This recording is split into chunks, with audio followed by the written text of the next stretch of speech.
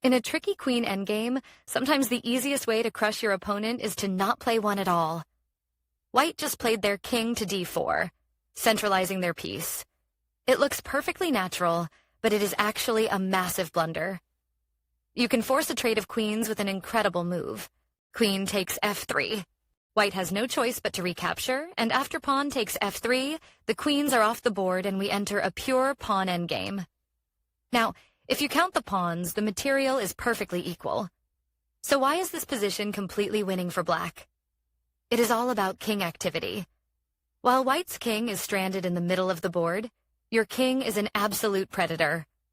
You are ready to walk right in, marching straight for that vulnerable h4 pawn. You play king to h5.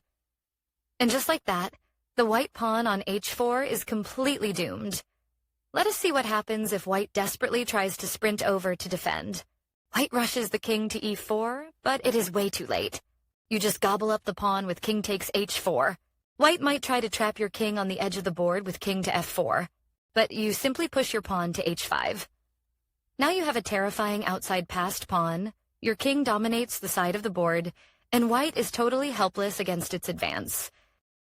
Let us go back and look at another defensive attempt by white. Instead of running the king immediately, white might push the pawn to f4, trying to clamp down on the position. But you just slide your king over to g4. You are still attacking that weak h-pawn, and white cannot save it. White finally brings the king to e4, and you take the pawn anyway. King takes h4. White steps to f3 to block you from coming out, but it is exactly the same story. You push the pawn to h5, creating an unstoppable outside passed pawn. White's king is stuck babysitting it, allowing you to eventually march to the center of the board with your own king and win the game. A beautiful display of endgame king activity.